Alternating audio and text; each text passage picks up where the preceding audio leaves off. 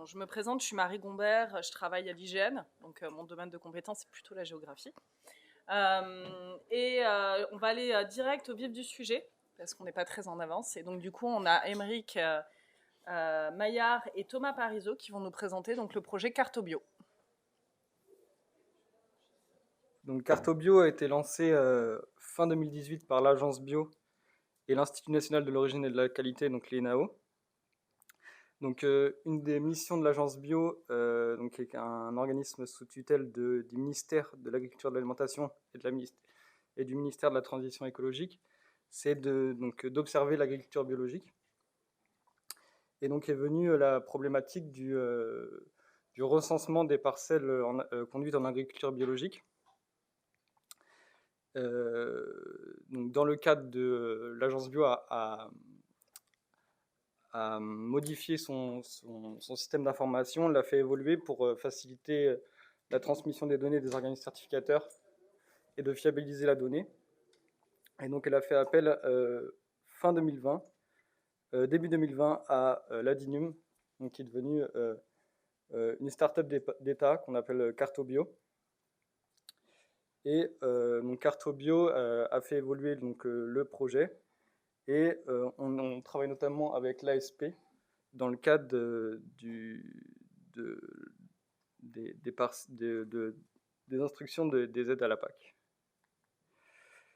Donc le contexte, l'agriculture bio, elle représente 2,7 millions d'hectares, 2,7 millions d'hectares de surface bio certifiées en conversion en 2021.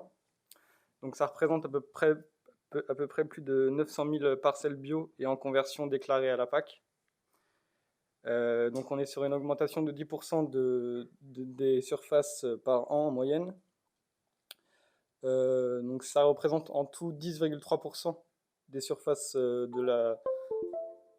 des surfaces bio dans la surface agricole française.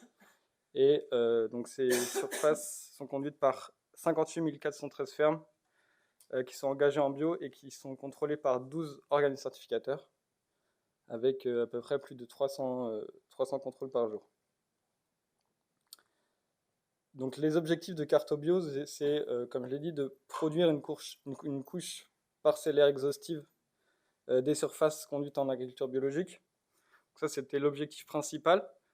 Et donc de là est né des objectifs secondaires avec, pour les agriculteurs, de réduire la sollicitation directe et les lourdeurs administratives, donc réduire la sollicitation des agriculteurs pour faciliter l'échange des données entre les administrations et donc du coup moins solliciter l'agriculteur et lui donner une vision un peu plus globale de ses parcelles et des parcelles qui l'entourent. Pour l'organisme certificateur, c'est d'accéder à un parcellaire à jour et donc réduire le temps des contrôles pour réduire le temps des contrôles, réduire le renseignement du parcellaire lors des contrôles pour faciliter la modification du parcellaire et donc qu'il puisse intégrer toutes ces modifications du parcellaire dans son système d'information facilement. Et pour l'instructeur des aides PAC, c'est de centraliser l'information, donc transmettre facilement l'information issus des organismes des contrôles de certification au DDT pour fluidifier en fait l'instruction des aides en agriculture biologique, puisque un dossier en mixité prend à peu près 2 fois plus de temps à s'instruire. Je vais essayer. Du coup, merci. Donc là, vous avez mis une petite capture d'écran de à quoi ressemble Cartobio en fait pour les agriculteurs et agricultrices. Et on a sélectionné cette capture d'écran pour illustrer plusieurs choses. Il y a à la fois les parcelles colorées qui représentent en fait les différents types de cultures que la personne en produit. Et en fait, tout autour, on a aussi mis des codes couleurs en fait sur les parcelles environnantes en fait de la ferme et on s'est basé sur les données du rapport Agreste en termes de consommation de produits phytosanitaires pour avoir une impression, avoir une meilleure vue de peut-être qu'il y a des parcelles autour qui pourrait représenter un danger en fait pour son exploitation, sachant qu'en fait les agriculteurs bio ont la responsabilité de ne pas avoir de sol pollué. Et donc, mais du coup, si un voisin utilise des pesticides, bah, en fait, c'est un peu pour leur pomme. Donc, il y a aussi des tensions en fait par rapport à des sujets comme ça, des tensions humaines. Voilà. Donc, c'est un peu une vue, et on essaie de produire de fabriquer le produit avec, en allant passant du temps sur le terrain. En fait, on a une approche multidisciplinaire pour aller essayer de comprendre le vécu, la réalité des personnes qui produisent en fait des données administratives, donc agriculteurs, agricultrices, les personnes qui font les contrôles bio, et aussi les DDT qui nous disent bah, il nous manque telle information, si on avait cette information, on irait plus vite sur l'instruction des dossiers, donc on essaie de lier de manière systémique en fait toutes ces informations pour produire de la donnée de qualité. Et donc comment est-ce qu'on produit la donnée donc là, ces 4 cadrans représentent en fait le processus de certification bio. Et dans une des étapes du processus, le carré bleu, ça produit des données que vous connaissez déjà, ça produit le RPG. Et en fait, ça permet de montrer que nous, on se base en fait avant et après ce truc dans le processus de contrôle bio pour pré-remplir les données en fait avec l'aide des agriculteurs et des agricultrices grâce à leur système d'information déjà existant. Certains utilisent des logiciels de gestion informatisée type Mes Parcelles, Geofolia ou les douanes, le casier viticole. Et en fait, nous, notre intention, c'est se brancher à ces outils pour, encore une fois, en fait, éviter le travail de recopie administrative, produire des données de qualité et faire certifier en fait ces informations par les personnes qui vont faire les audits sur le terrain pour pouvoir dire cette information elle est certifiée, oui c'est la bonne, oui c'est cette surface, oui c'est ce type de culture. Et donc les personnes qui font des demandes d'aide PAC, bah, par exemple, n'auront pas à recopier leur parcellaire puisqu'elles vont servir des données qu'elles ont déjà transmises à l'administration pour les transmettre aux éditeurs bio, puisque un des enjeux c'est aussi que personne ne se passe les données. Enfin, voilà. Il y a des enjeux d'interopérabilité. En termes de ensuite distribution des données, aujourd'hui on distribue sur le portail DataGouv la version un RPG réduit qui contient la donnée bio. Et peut-être que le rapport de Solagro qui était évoqué tout à l'heure en fait utilise ces données et comment dire, ce n'est pas le RPG complet, c'est que le RPG sans les identifiants qui vous permettent de le relier au RPG. Donc on n'est pas très content de ce truc, mais c'est comme ça que ça marche. Et donc aujourd'hui, vous pouvez retrouver en open data, sans avoir à faire de demande particulière, les données 2019 et 2020 du RPG. Normalement, on devrait mettre le 2021 quand on le récupérera et dans le courant de l'été. Ça représente à peu près 80 à 85% des parcelles cultivées en France. Pardon, des parcelles bio cultivées en France. Et nous, notre enjeu, mais peut-être que les personnes le noteront, c'est il n'y a pas forcément beaucoup de parcelles viticoles dedans. Donc nous, on met un accent assez fort justement à récupérer les parcelles viticoles bio, ce qui pourrait vous aider dans vos différents projets. Et un de nos objectifs, c'est de produire nous-mêmes la donnée, indépendamment en fait du RPG, avec des informations plus précises comme sur quel code communal est telle ou telle parcelle pour simplifier des traitements de données, mais également le niveau de conversion de chaque parcelle. Est-ce qu'elles sont en première année de conversion? Est-ce qu'elles sont converties bio? Et est-ce qu'elles sont converties en bio depuis combien de temps, combien d'années? Donc c'est ce genre d'informations qu'on aura, qu'on proposera dès l'année prochaine. En termes d'usage, je te repasse la main. Donc, j'avais précisé l'utilité pour les agriculteurs, pour les organismes certificateurs et pour les instructeurs des aides PAC. Pour Cartobio, donc produire cette couche de parcelles conduites en agriculture biologique, ça permet aussi donc d'améliorer la connaissance du territoire pour les politiques publiques et pour la recherche. Donc de nombreux acteurs sont intéressés par ces données, donc, notamment les agences de l'eau, donc pour mener des études sur la qualité de l'eau à travers les bassins versants, mais également de favoriser l'implémentation d'agriculture biologique autour des aires d'alimentation et de captage.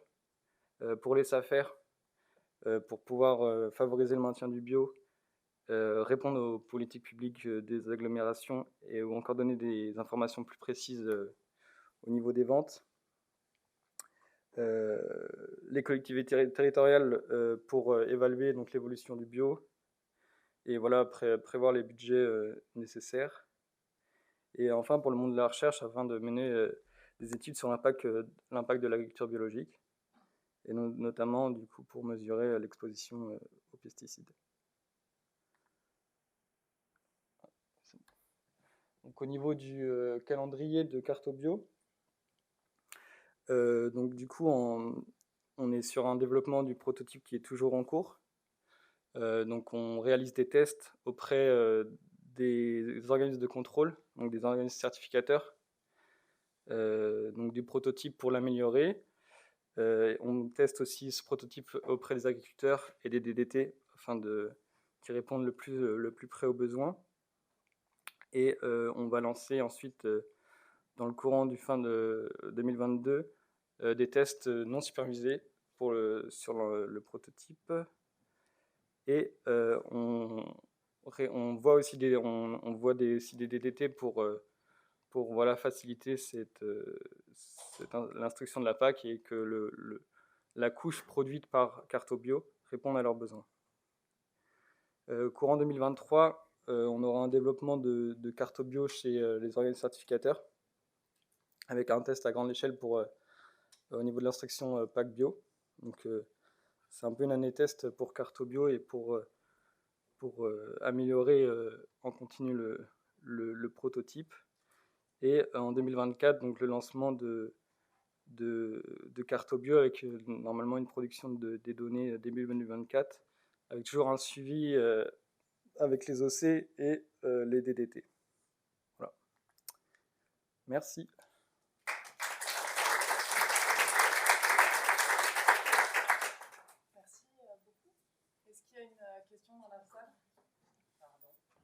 Est-ce qu'il y a une question dans la salle? Allez-y. Là-bas.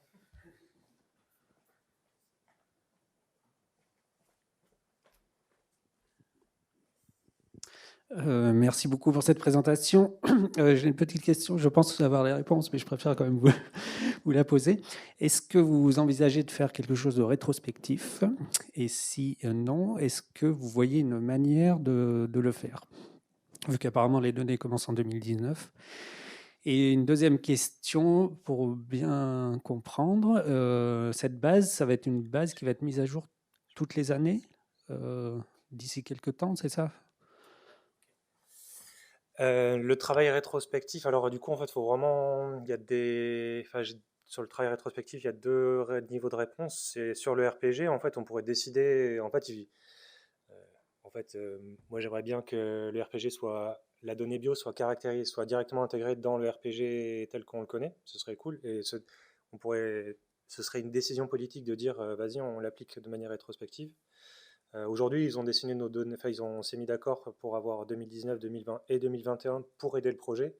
Mais je pense qu'en tapant un peu plus au portillon, on pourrait demander rétrospectivement ça. Voilà. Mais l'IGN ne peut pas publier ça tant qu'il n'y a pas un accord avec l'ASP. L'ASP, ils sont un peu contrôlent un petit peu. S'il y a des gens de l'ASP dans la salle, voilà, désolé. Et on peut avoir rétrospectivement ça aussi avec les dates de conversion. En fait, les dates de conversion, si une parcelle a été convertie il y a 15 ans, ben, en fait, c'est une donnée qui peut être apposée sur la donnée que produira Cartobio. Et du coup, ben, en fait, on aura rétrospectivement cette information-là. Donc, même si on collecte les données que, par exemple, cette année ou l'année prochaine, ben, on aura rétroactivement cette information-là. Peut-être que la taille de la superficie de la parcelle va changer, on n'aura pas toute l'historique des rotations de culture, mais au moins, on aura une bonne indication de sa jeunesse, quoi, ou pas, sa sagesse. Ouais. Ça répond à la question? Ouais. Très bien, merci beaucoup. Ouais, merci. Donc on va passer sur la deuxième présentation. Ouvert un micro, excusez-moi. On va passer sur la deuxième présentation. Complémentarité des méthodes d'intelligence artificielle et des modèles bayésiens spatialisés. On a Sébastien Orazio qui est à distance et de l'équipe de Bordeaux, voilà, qui va présenter ça, avec Voilà. Angelo Andriama Manama Monji, presque sans faute, de l'IGN, et qui vont nous parler justement du projet GeoCapito. Voilà, donc effectivement, l'idée c'était de voir dans le cadre du projet GeoCapito comment on a utilisé à la fois des méthodes d'intelligence artificielle pour caractériser des expositions environnementales aux pesticides chez les riverains et les modèles d'analyse qu'on va utiliser, qui sont des modèles forcément particuliers, qui sont des modèles spatialisés avec des méthodes d'estimation de type bayésienne. Donc, on peut passer la diapo. Voilà. Donc déjà, pour expliquer un peu le contexte, comment on en est arrivé à ce projet-là, après, vous le savez, hein, on a plusieurs records européens en France, notamment, on est la première surface agricole utile d'Europe et on est également le deuxième consommateur de pesticides. Tu peux passer. Voilà, on sait, enfin, il y a un certain nombre d'études qui ont mis en évidence que les pesticides se propagent au-delà des zones d'épandage par des phénomènes de dérive et de volatilisation des produits. Également, a priori, les riverains vont être effectivement exposés à ces produits-là. Et on sait également que depuis le rapport INSERM 2021, il y a un certain nombre d'impacts forts sur la santé, notamment des travailleurs de ces expositions-là.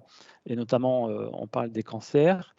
Mais en même temps, tu peux changer la diapositive. Par contre, on n'a pas effectivement d'informations sur l'impact sanitaire de ces produits chez les riverains des zones agricoles. Voilà, et notamment, effectivement, quand on observe ce qui se passe en France, on n'a pas de dispositif de surveillance des cancers en lien avec des expositions environnementales de type produits phytopharmaceutiques. Et également, donc ça on l'a vu aussi, hein, on n'a pas de données pertinentes spatio-temporelles sur l'usage réel de ces produits pharmaceutiques à une échelle fine. Et donc notamment qui pourrait effectivement caractériser ces expositions chez les riverains. D'où effectivement une collaboration entre l'IGN Bergonié et l'équipe INSERM Epicène pour effectivement travailler à la mise en place d'un proxy qui nous permette de caractériser à des échelles géographiques fines les expositions des riverains. D'où effectivement donc là, le projet GeoCapito. Tu peux passer à la diapo suivante. GeoCapito, vraiment l'idée c'était de mettre en place un dispositif de surveillance épidémiologique des cancers de l'adulte. Et là on parle de cancer, pas uniquement d'hémopathie maligne. Et pour effectivement avoir la possibilité d'estimer le lien entre l'exposition indirecte des riverains aux produits phytosanitaires utilisés dans l'agriculture et le risque de survenue de cancer. Alors, ce qui est important, c'est qu'il y a vraiment deux étapes dans ce projet. Il y avait une première étape rétrospective. Et donc, l'idée, c'était d'utiliser des données qui répondent à cette nécessité d'avoir une information exhaustive et fine pour pouvoir effectivement caractériser les expositions des riverains. Et une deuxième partie, l'objectif, c'est vraiment, à partir des enseignements qu'on a pu obtenir sur la première partie, mettre en place un système de surveillance prospectif. Et on va le voir, qui va nécessiter effectivement une production automatisée des données d'exposition, qui sont en l'occurrence des données géographiques, hein, parce qu'on est effectivement sur un proxy de ces expositions environnementales aux pesticides. Diapo suivante. Voilà, donc l'idée, donc là, on a effectivement une cartographie avec les informations donc, existantes. On parlait tout à l'heure du registre parcellaire graphique. Donc là, on est sur une région de Bordeaux où on voit effectivement en mauve les parcelles qui sont caractérisées comme étant des parcelles de vignes. Donc nous, l'information dont on a besoin, c'est une information précise avec un point géographique, donc là qui concerne, dans cet exemple, une habitation, donc pour lequel, on l'a déjà vu, hein, on va réaliser, on va tracer des buffers. Là, c'est l'exemple d'un buffer de 500 mètres qui va nous permettre, on l'a vu aussi tout à l'heure, d'avoir des informations, enfin des métriques en termes de distance et de surface agricole utile dans le cas de ces buffers-là. Si on prend un autre exemple, là en l'occurrence, on a l'impression que sur ce point-là, il n'y a pas de vigne quand on utilise les données du registre parcellaire graphique.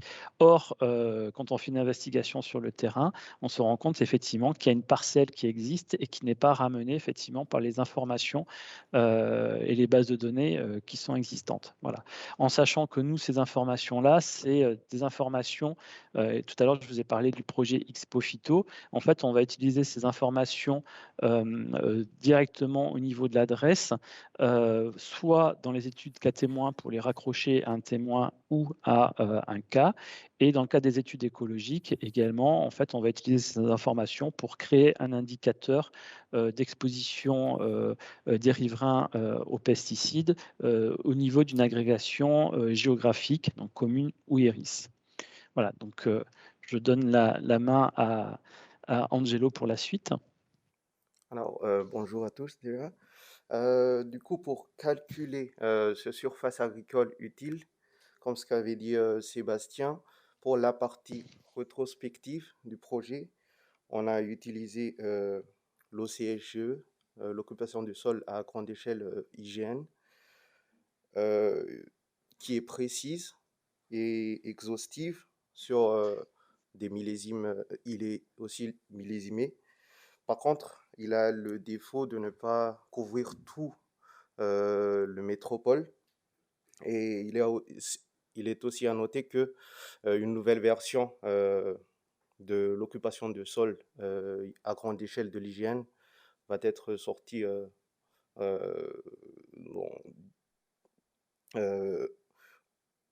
du même nouvelle occupation du sol de l'hygiène va être aussi sortie.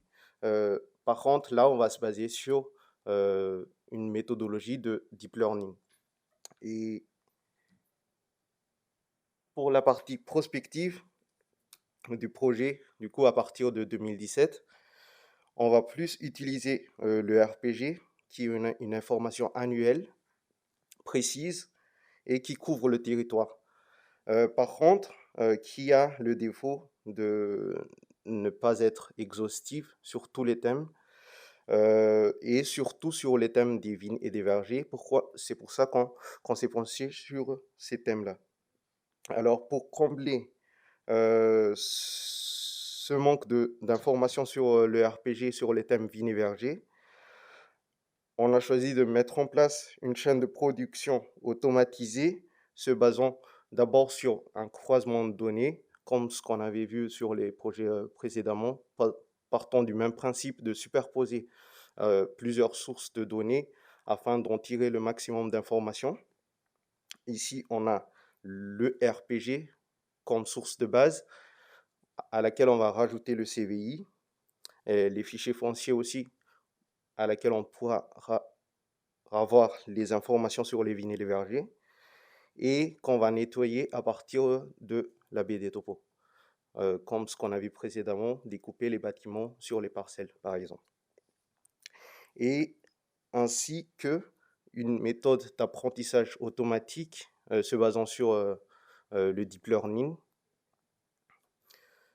Le processus, il est assez simple et classique. D'abord, il y aura notre donnée de base en entrée, une phase de pré-traitement, une phase de traitement qui va se baser sur le deep learning, sur un outil qu'on a développé en interne, IGN, qui est en open source, Odéon, et une phase de post-traitement.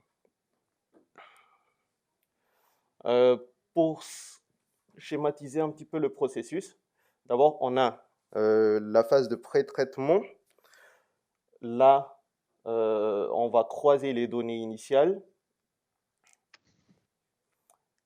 Et la phase de traitement qui consiste à détecter les parcelles manquantes à partir du méthode de deep learning et des prises de vue aériennes. Donc, du coup, on a comme données d'entrée la BD ortho en IRC, et les données d'annotation sont composées des données initiales croisées. On n'a pas besoin d'une photo-interprétation, mais on va directement échantillonner à partir de cette prise de vue aérienne et les données d'annotation une couple d'imagettes. Une partie va servir pour l'entraînement du modèle. L'entraînement du modèle, il s'agit d'ajuster les paramètres d'un modèle. Le modèle, c'est une fonction mathématique. Du coup, on va ajuster les pondérations de cette fonction-là. Et une fois le modèle qui est assez performant, on va l'appliquer pour détecter sur d'autres zones à laquelle on n'a pas entraîné le modèle pour détecter nos nouvelles parcelles sur les vignes et les vergers. Du coup, en sortie, on a la carte de chaleur, qui est une carte de probabilité. On peut en sortir des métriques comme les précisions, les rappels, les F1 score. Et on va vectoriser cette carte de chaleur pour en sortir nos parcelles manquantes. Et en post-traitement, on va recroiser nos données initiales à laquelle on va rajouter nos données issues du deep learning et une phase de contrôle géométrique et contrôle attributaire.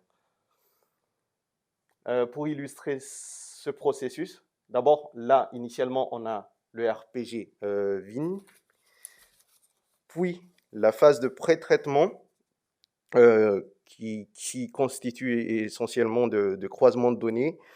En données complémentaires, ici, on a le CVI. CVI1, c'est les parcelles à laquelle les vignes sont complètement couvertes par les parcelles qui sont complètement couvertes par les vignes.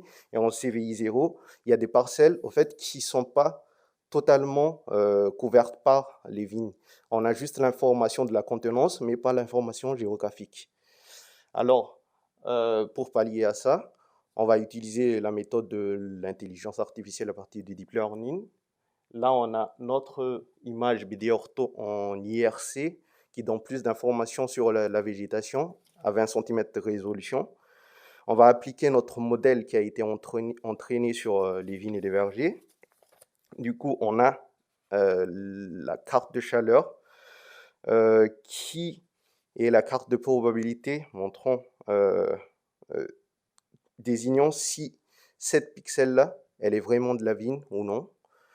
Et plus c'est rouge ici, plus c'est probable que c'est de la vigne. Alors, on va vectoriser cette carte de chaleur. On a nos îlots de parcelles de vigne ici. Et en post-traitement, on va recroiser pour avoir une donnée exhaustive et fine sur les vignes. En orange, on a notre donnée initiale du RPG.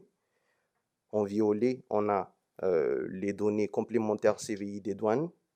Et en cyan, on a nos données qui ont été complémentées par Deep Learning. Et cette base de données va être utilisée pour les calculs des indicateurs que va présenter Sébastien. Alors, oui, donc en fait, à partir Sébastien, il te reste 5 minutes.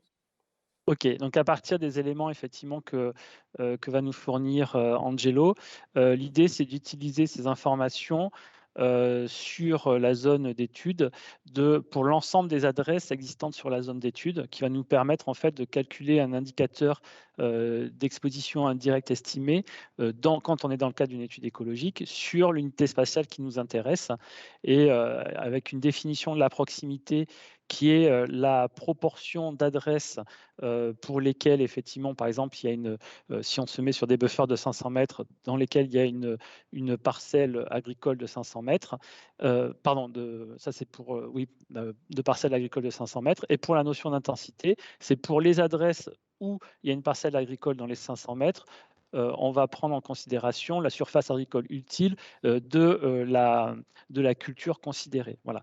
Donc là, par exemple, si on est dans le cas de la commune, on voit bien qu'on est sur une information. Donc on va utiliser à partir des informations obtenues avec la chaîne automatisée d'Angelo, sur une étude écologique où il y a une question effectivement de spatialisation de l'information.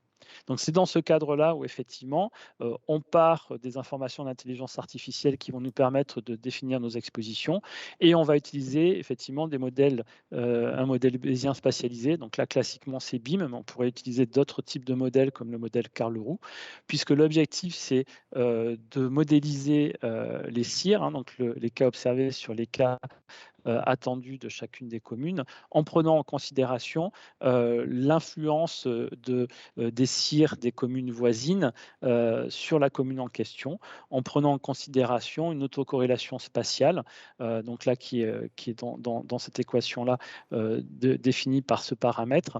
Et nous, par exemple, la définition qu'on a prise de l'autocorrélation spatiale, la matrice d'autocorrélation spatiale est constituée à partir des communes qui partagent la même frontière. Voilà. D'où effectivement le titre des méthodes d'intelligence artificielle vers des modèles bayésiens spatialisés. Donc ça va nous permettre, diapo suivante, à la fois au niveau des expositions, donc là on voit par exemple une carte de chaleur sur un exemple de 8 départements où on a effectivement notre indicateur donc, qui va varier de 0 à 1, donc notre proxy d'exposition aux pesticides. Et déjà, ça permet de voir des zones, là on est sur la vigne, hein, donc ça permet déjà de voir des zones pour lesquelles les communes seront, les habitants de ces communes seront plus fortement exposés.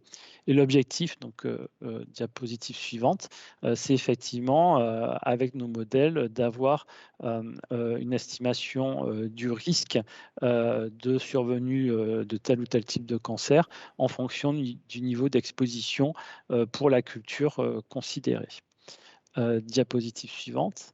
Voilà, donc en conclusion, donc on voit bien effectivement qu'on utilise une approche d'apprentissage automatique donc de type deep learning pour caractériser les expositions au service de la santé publique, parce que c'est ça l'objectif, hein, c'est ce dispositif qui soit utile.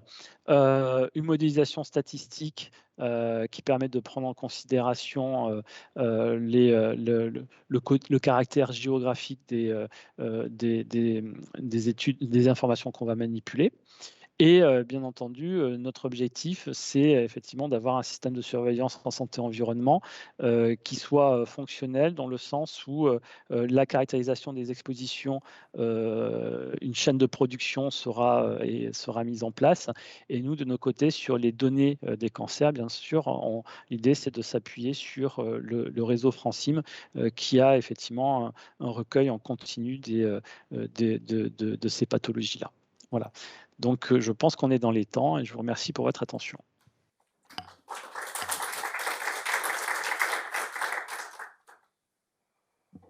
En effet, Sébastien. Merci beaucoup. Est-ce qu'on a des questions dans la salle? C'est clair. Ah, si. Bonjour. Bonjour, Sébastien Denis, directeur santé environnement travail à la Santé publique France. J'ai pas bien compris, mais je pense que ce n'était pas vraiment l'objectif de la présentation. Comment vous passiez de la chaîne de production et du traitement d'informations géographiques à votre système de surveillance santé environnementale? Est-ce que vous pourriez nous en dire deux mots, s'il vous plaît? Merci. Ouais. Alors en fait, l'idée c'est que l'ensemble, en fait, côté IGN, ils vont attribuer nos métriques qui nous permettent de faire les calculs de l'exposition environnementale sur l'ensemble des adresses existantes sur les territoires concernés par un registre des cancers Francim. Et donc, c'est sur plusieurs millions d'adresses. Et donc, j'avais abordé la question tout à l'heure. En fait, maintenant, il y a la base nationale adresse avec une clé d'interopérabilité qui est valide depuis le 1er janvier 2021. Et nous, de notre côté, dans les registres des cancers, l'idée, effectivement, c'est de pouvoir récupérer cette clé d'interopérabilité lors, effectivement, du recueil des informations, puisque de toute façon, on récupère l'adresse du patient au moment du diagnostic.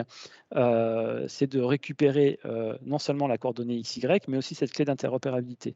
Et du coup, tout naturellement, d'un côté, dans les registres des cancers, on a cette fameuse ID. De l'autre côté IGN, sur l'ID en question, ils sont en capacité de nous fournir les métriques dont on a besoin. Et du coup, ça permet de faire un échange d'informations tout en faisant en sorte que les données de santé restent sécurisées et ne transitent pas vers l'IGN. Donc c'est vraiment ça l'idée, c'est d'avoir effectivement de travailler au niveau de cette clé d'interopérabilité. Et d'où effectivement les questions qui se posent en termes de... alors pour les données qui sont déjà enregistrées, c'est une question un peu différente, mais là, de façon prospective, ça implique effectivement peut-être d'avoir des modifications sur la façon de récupérer l'information de la géolocalisation. Et notamment, c'est des expérimentations qui ont été réalisées notamment dans notre registre, où on se rend compte effectivement que quand on fait une géolocalisation en même temps que le recueil des données registres, on peut récupérer directement cette clé d'interopérabilité. Et en même temps, on s'est rendu compte qu'on avait quand même une information, nous, par exemple, depuis qu'on a mis en place ce système-là, on a 99% des adresses pour lesquelles on a directement la clé d'interopérabilité et la coordonnée XY qui est liée à l'information qu'on va retrouver dans la base nationale adresse. Je ne sais pas si j'ai répondu à la question. Ouais. Merci Sébastien. J'ai bien vu l'autre question qui est sur le chat, mais je vais devoir passer en fait à la présentation suivante. Je propose, sinon Sébastien, tu peux peut-être répondre si tu en as la possibilité. Ouais. Ok. Ok. Et donc du coup, on reparle avec le centre Léon Bérard, avec Astrid Coste cette fois, et Béatrice Fervers, toujours. De l'occupation du sol à l'exposition des pesticides aux pesticides agricoles et notamment les nouvelles données qui sont utilisées pour affiner les indicateurs qui sont produits. Oui, bonjour à tous. Vous avez vu en première partie, en session 1, les travaux qu'on a pu faire sur la caractérisation de l'occupation du sol sur des périodes historiques. Et donc là, sur cette présentation, on va vous parler plutôt de la deuxième phase, après avoir caractérisé l'occupation du sol. Comment est-ce qu'on peut créer des indicateurs d'exposition aux pesticides agricoles? Et donc, on va parler de plusieurs projets en parallèle qui ont été conduits dans l'équipe avant que j'arrive. Donc, il y a des choses dont je parle, mais ce n'est pas moi qui ai réalisé ces travaux. Donc, avant de commencer à parler des projets Testis, SIG Expo et SIG Exposome, Béatrice va vous présenter une revue de la littérature qui a pu être conduite sur les indicateurs SIG existants dans l'équipe. Je vais lui laisser la parole. Merci Astrid, qui nous a effectivement rejoint il y a maintenant bientôt 2 ans dans l'équipe pour travailler justement sur la dimension épidémiologique. Et on avait effectivement auparavant initié quelques travaux, entre autres avec Élodie Faure. Et là, quelques informations qui semblent importantes pour alimenter la réflexion aussi d'une revue de la littérature qu'on a conduit et qu'on pourrait parler un peu à l'Arlésienne, parce que on avait déjà parlé plusieurs fois et du fait que l'acteur principal est parti sur d'autres horizons, on rame un peu à la finaliser.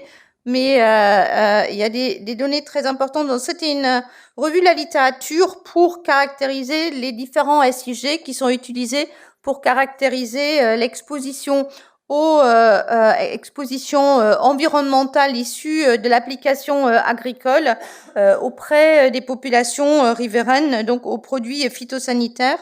Ça a porté de 1981 sur 2020, cette revue de la littérature. À partir de 2000 études qu'on a identifiées, on a retenu 89 études dont l'essentiel a été réalisé aux États-Unis, 80%, notamment en Californie où il y a le Pesticide Use Registry qui permet facilement d'accéder justement aux pesticides appliqués sur les différentes parcelles. Il y avait 3 quarts qui étaient des études épidémiologiques et des études aussi qui comparaient les données SIG avec des données de mesure environnementales, mais aussi dans les matrices biologiques, ainsi des rapports ou des publications plus méthodologiques. On a évalué ces données avec la grille Straub, donc pour le reporting des études épidémiologiques, et on a créé, puisqu'il n'y en avait pas, il n'y en a toujours pas dans la littérature, une grille d'évaluation des SIG pour caractériser l'exposition aux pesticides. Dans les études épidémiologiques, on a identifié 6 domaines qui sont importants. C'est le design de l'étude, qui comporte aussi l'échelle à la fois spatiale et temporelle des données épidémiologiques qui rentrent dans l'étude, l'information sur l'usage des pesticides ou des proxys qui sont construits, les données d'occupation du sol, là aussi la notion de à la fois échelle temporelle mais aussi échelle spatiale et granularité spatiale, des données géophysiques comme la topographie, l'intégration de la pluviométrie et du vent dans l'indicateur, la concordance temporelle des données de santé et des données exposition. Pour faire le lien avec ce que j'ai expliqué tout à l'heure, si on travaille sur un cancer et qu'on a uniquement des adresses au diagnostic, on n'a pas une très bonne concordance temporelle des données. Et donc, le tout représente 21 items et à chaque fois, l'ensemble des études ont été analysées par 2 chercheurs indépendants. Donc, les scores globalement de notre outil GISEAM pour GIS évaluation de exposition voilà, c'était en tout cas des pesticides issus de l'application agricole, était pas très bonne, avec des études de mesure qui comparaient spécifiquement les SIG à les données de mesure, était encore le meilleur score. Le score était significativement augmenté quand on enlevait les domaines relatifs aux données géophysiques, puisqu'il y a uniquement 10% des études qui ont, par exemple, intégré les données de vent, et je crois 3 études qui ont intégré la pluviométrie ou la topographie. Il y a des études qui ont comparé différents indicateurs et qui montrent lorsqu'on intègre le vent, et il y a une meilleure précision par rapport aux données de mesure. Il y a 10 sur les 11 études de mesure qui trouvent vraiment un lien avec les caractérisations des données agricoles autour. Il y a aussi une étude qui était réalisée là aussi aux États-Unis qui, après intégration des données sur des barrières topographiques, trouve une association avec le cancer du sein pour ceux qui sont sans barrière.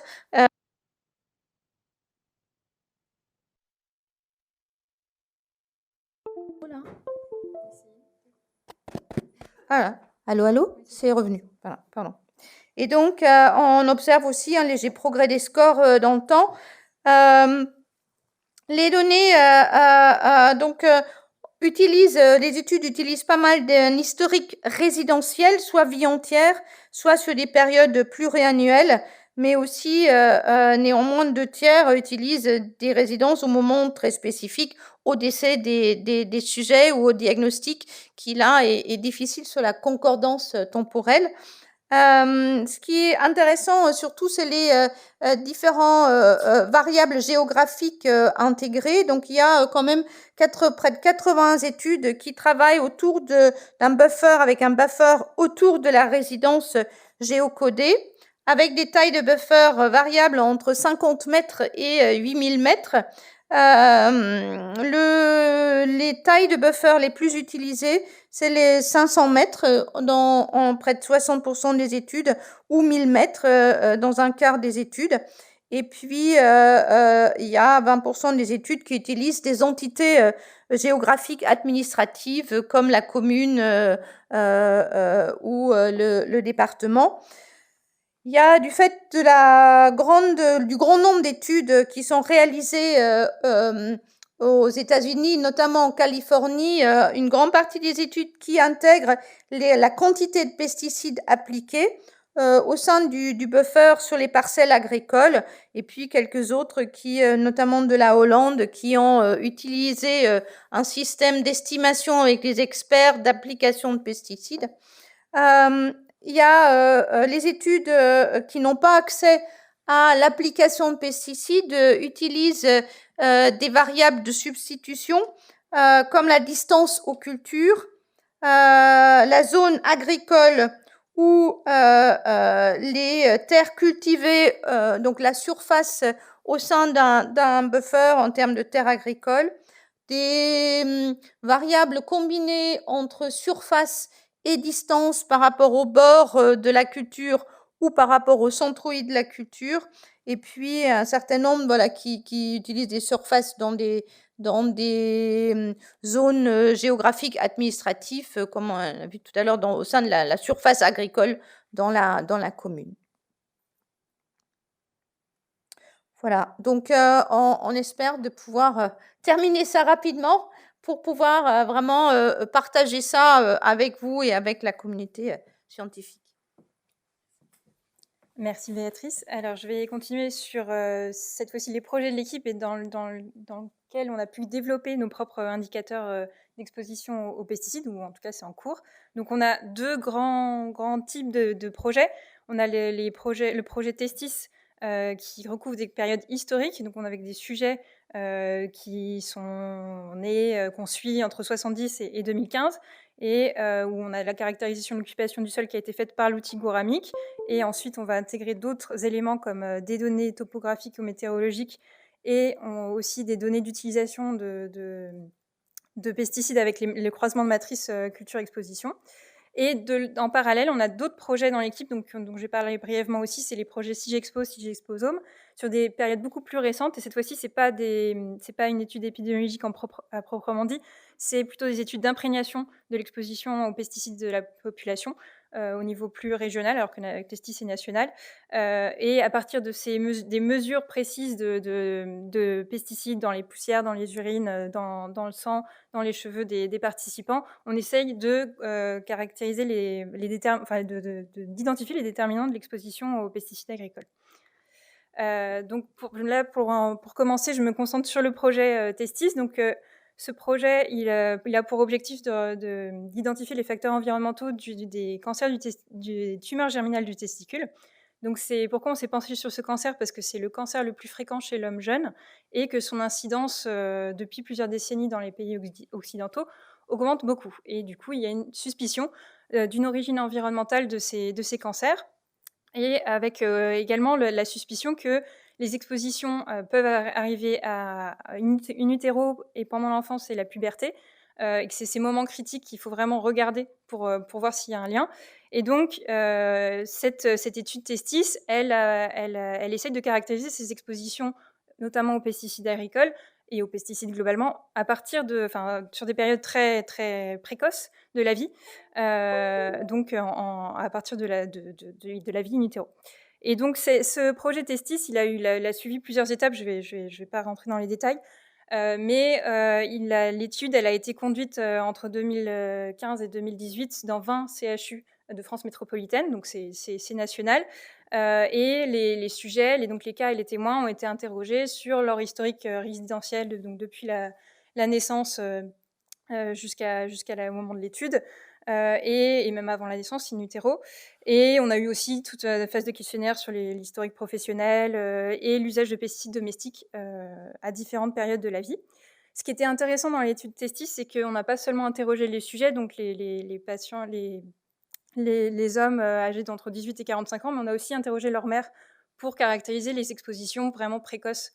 Donc on a pu faire ça pour la moitié d'entre eux à peu près.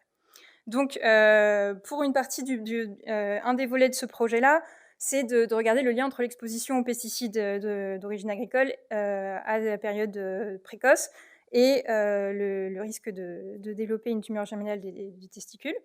Et donc cette sous-catégorie, ce sous-projet s'appelle TestiAgri, et donc la première étape, c'était de caractériser l'occupation du sol. Donc ça, c'est tout ce que vous a montré Lénie avec l'outil Goramic, donc ce qui a pu être fait.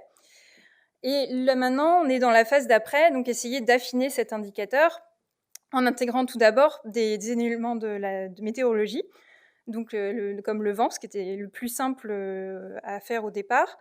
Mais c'était pas si simple non plus, parce qu'on est sur des périodes historiques. Donc là, on s'intéresse aux adresses à la naissance des sujets, donc des sujets nés entre 70 et 99 à peu près. Donc il y a moins de données devant sur ces périodes-là qu'actuellement. Donc il a fallu, donc ça c'est tout le travail que l'ENU a pu faire, que je présente moi, mais bon, c'est l'ENU qui a pu le faire. Il a fallu trouver pour chaque point, chaque adresse, une station météo à proximité avec des données disponibles sur des périodes historiques. Donc il a fallu faire un regroupement de territoires à certains moments, en essayant de rester sur des territoires homogènes en termes de météo, pour avoir pour chaque point, chaque adresse, une des données météo disponibles sur des périodes historiques. Donc c'est ok, j'essaye d'accélérer. Donc on a après ensuite pour intégrer ce vent, il y a eu on était sur des buffers, donc on avait l'occupation du sol qui avait été déterminée par Guramic avec des différentes tailles de buffers, et les buffers ont été coupés par arc d'orientation du vent pour essayer de calculer la part, pour chaque direction, la part du vent pour chaque sujet. Ce qui a été intéressant, c'est que l'ENI a testé plusieurs façons de construire l'indicateur, de pondérer le vent. Donc là, il y a toute la liste des indicateurs. Je ne vais pas rentrer dans les détails parce qu'on n'a pas trop le temps. Mais ce qui était important de retenir, c'est que tous ces indicateurs, finalement, quand on regardait ces différents indicateurs d'exposition en intégrant le vent ou en prenant juste l'occupation du sol, c'est qu'ils étaient très corrélés. Donc l'exposition des sujets, leur classement, ne variait pas, enfin très peu, en intégrant le vent ou pas pour nos sujets.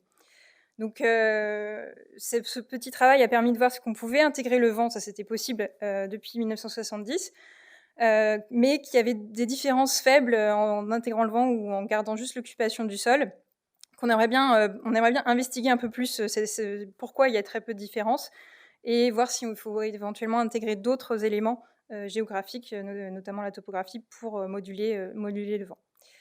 L'autre partie donc, du projet Testis qu'on a essayé de développer, l'indicateur qu'on a essayé d'affiner, c'était voir comment est-ce qu'on pouvait croiser avec des données d'usage de pesticides avec les matrices culture-exposition. Et pour cela, tout d'abord, ce qu'il fallait faire pour notre sujet Testis, c'était de sélectionner des pesticides d'intérêt pour notre étude. Et donc pour ça, il y a eu un travail quelqu'un qui est venu dans l'équipe qui nous a fait une base de jointure des 8 bases de données qui existent, qui sont de référence sur les usages et les effets cancérogènes ou de pesticides perturbateurs endocriniens de toutes les substances actives qui ont pu être autorisées dans différents pays. Et donc ça a été un travail qui a permis de créer une base qui permet de faire cette jointure, parce que les identifiants ne sont pas toujours les mêmes d'une base à l'autre. Donc ça nous permet de sélectionner des pesticides d'intérêt qui, en croisant les données d'usage avec des données d'effets biologiques connus. Parce qu'il y a des milliers de substances et que pour faire une étude épidémiologique, il faut quand même qu'on se concentre sur certaines qui nous intéressent pour notre sujet. Et donc là, ce qui est en cours encore sur ce projet Testis, c'est le croisement avec des matrices culture-exposition pour essayer d'établir la probabilité de substances actives sur telle ou telle parcelle.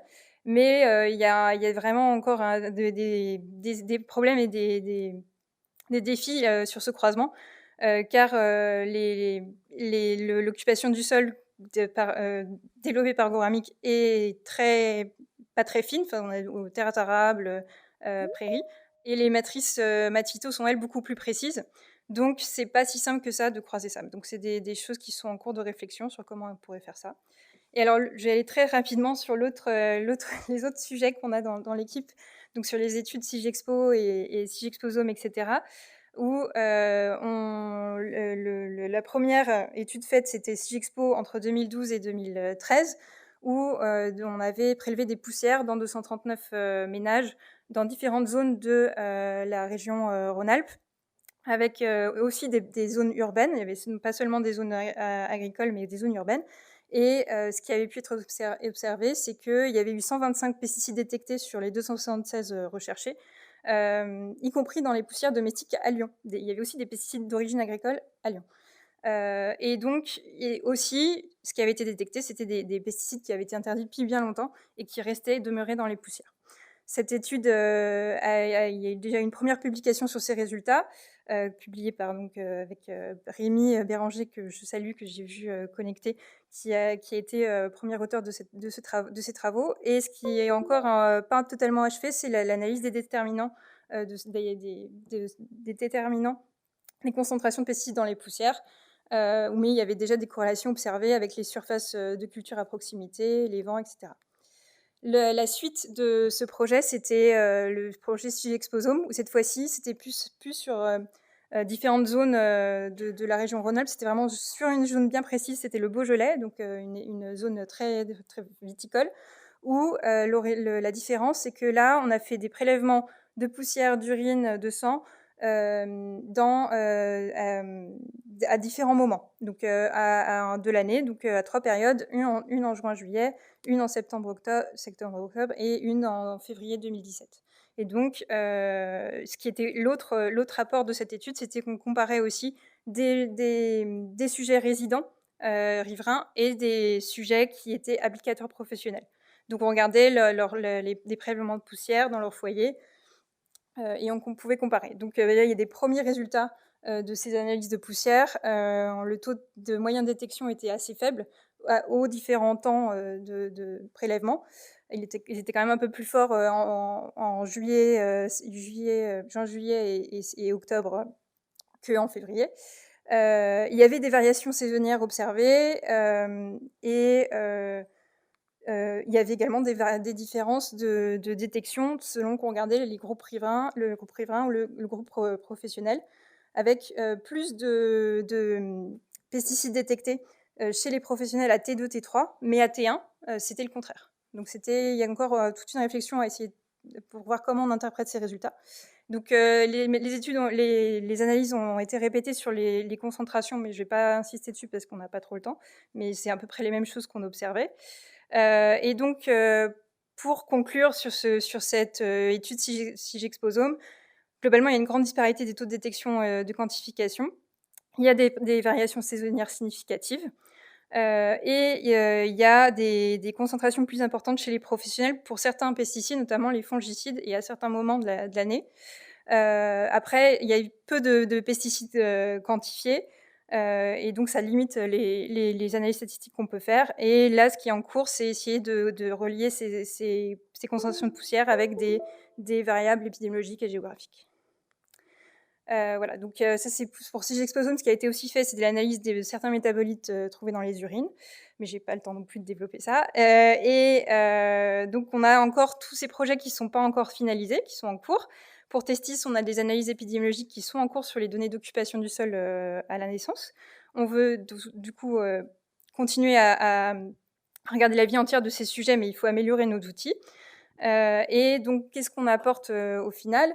On a donc, Lénie vous a parlé de l'outil qu'on a créé sur l'occupation historique du sol. On a une petite base de jointure qui nous permet de sélectionner des pesticides d'intérêt parmi les milliers de substances qui peuvent être utiles pour les études épidémiologiques. Et on a des données d'exposition récentes sur le Beaujolais et d'autres zones de la région Rhône-Alpes. Et donc, ce qu'on souhaiterait, c'était de continuer à développer les collaborations avec l'IGN notamment, donc Lénie en a parlé, et puis avec Santé publique France pour les croisements de matrices culture-exposition pour affiner nos indicateurs d'occupation du sol récentes et puis historiques. Voilà, j'ai fini, j'ai essayé d'être rapide. Bon, je proposerais bien une question, mais je regarde Morgane, je ne suis pas sûre qu'on peut. 13h05, c'est bon ? Bon, ben voilà, est-ce qu'il y a quelqu'un qui a une question par rapport à cette présentation ? Merci beaucoup. Donc, toujours Sébastien Denis. J'ai une question sur le vent. Parce que je pense que caractériser les phénomènes de dispersion des contaminants avec un paramètre tel que la rose des vents, par exemple, c'est quelque chose d'assez difficile, parce qu'on a ce qu'on pourrait appeler du canalisé, entre guillemets, versus du diffus. Est-ce que vos indicateurs que vous avez discutés avec Météo France permettent de prendre en compte ces différents phénomènes qui sont assez complexes finalement, parce que c'est beaucoup plus compliqué que, me semble-t-il, hein, je ne suis pas un expert de vent, Mais voilà, pour avoir travaillé sur d'autres problématiques plutôt en lien avec des émissions industrielles, je pense que c'est quelque chose d'assez compliqué. Et dans ce cas-là, est-ce que finalement ce paramètre-là ne serait pas plus pertinent pour les expositions des professionnels exposés pendant les périodes d'épandage?